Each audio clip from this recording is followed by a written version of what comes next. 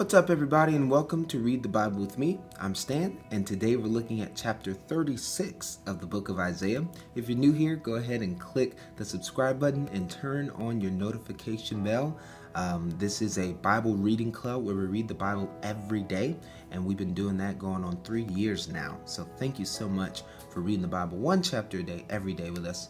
And if you're a Bible Club member, thank you for your donation. That $10 a month helps us send Bibles to people around the world, in Africa, in India, in Russia. We have missionaries everywhere, and we support them with your donation. So thank you for being a patron. $10 a month goes a long way. No, it doesn't seem like a lot to you, but it does go a long way. So thank you for supporting. And if you are a Bible Club member, go ahead and click the like button and comment below that white flag. No, that's about. Okay, so let's get started with chapter 36 of the book of Isaiah.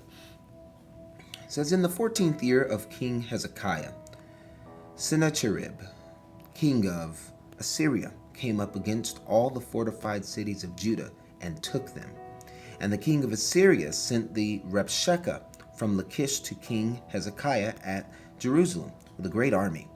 And he stood by the conduit of the upper pool on the highway to the washer's field. And there came out to him Eliakim, the son of Hilkiah, who was over the household, and Shebna, the secretary, and Joah, the son of Asaph, the recorder. And the Rabshakeh said to them, say to Hezekiah, thus says the great king, the king of Assyria, on what do you rest this trust of yours? Do you think that mere words are strategy and power for war? In whom do you now trust? That you have rebelled against me? Behold, you are trusting in Egypt, that broken reed of a staff that will pierce the hand of any man who leans on it. Such is Pharaoh, king of Egypt, to all who trust in him. So the Rabshakeh was a representative of the king, and he walked up to Judah, one of the fortified cities of Judah, and he told him, are you trusting in Egypt? It's not a good idea, because if you trust and lean on Egypt, Egypt's going to pierce you. They always do. They always take advantage of smaller countries, and so that's what he's letting them know. And he says, but if you say to me, we trust in the Lord our God, is it not he whose high places and altars Hezekiah has removed, saying to Judah and to Jerusalem, you shall worship before this altar? It's so important that he was saying this statement of high places. High places were places where individual worship was. And at this point, it was frowned upon by God because I suppose it caused so much division. And today it's the same way, I feel, that everybody has their way of worshiping God. And we don't have any consensus on how we should go about doing it. And because of that, many people get into false worship and to incorrect worship of God. And even when someone hears me say incorrect worship, they're saying, is there such thing? I can hear the people saying, how can there be such thing or a bad way to worship God? And there absolutely is. And so I think because of the division that high places would cause, Hezekiah got rid of all of them and said, here, we will worship together, right? And he says, verse 8 now, come now, make a wager with my master, the king of Assyria. I will give you 2,000 horses, if you are able on your part to set riders on them. How then can you repulse a single captain among the least of my master's servants, when you trust in Egypt for chariots and for horsemen? Moreover, is it without the Lord that I have come up against this land to destroy it? The Lord said to me, go up against this land and destroy it. Then Eliakim, Shebna, and Joah said to the Rabshakeh, please speak to your servants in Aramaic, for we understand it. Do not speak to us in the language of Judah within the hearing of the people who are on the wall.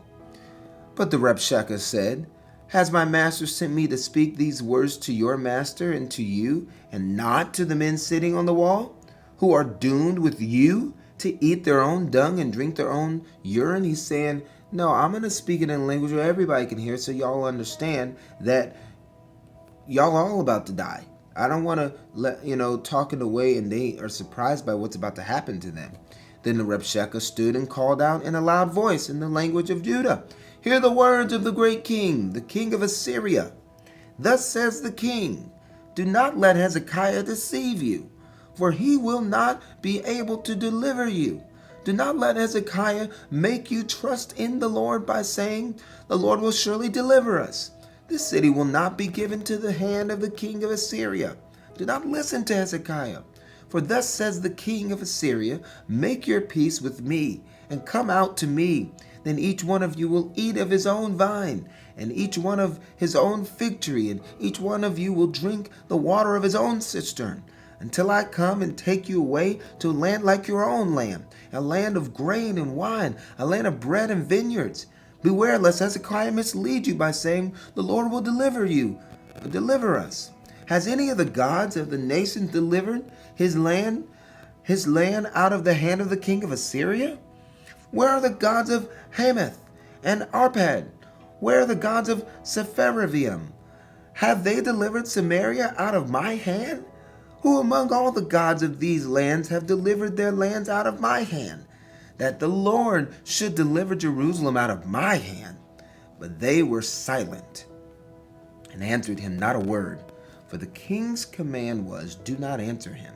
Then Eliakim, the son of Hilkiah, who was over the household, and Shebna, the secretary of Joah, the son of Asaph, the recorder, came to Hezekiah with their clothes torn and told him the words of the Rabshakeh.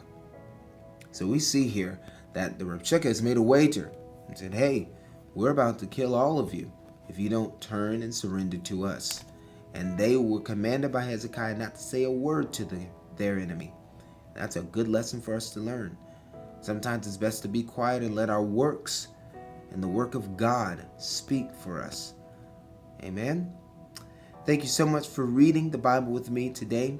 If you liked what you just read and you enjoyed reading the Bible together, go ahead and click the subscribe button. Make sure you're subscribed. And if you would like to support the ministry abroad, go ahead and click the link in the description box. And you can become a Bible Club member there. All right. Love you. Thank you so much. And I will see you tomorrow. We'll be reading chapter 37 of the book of Isaiah. God bless you.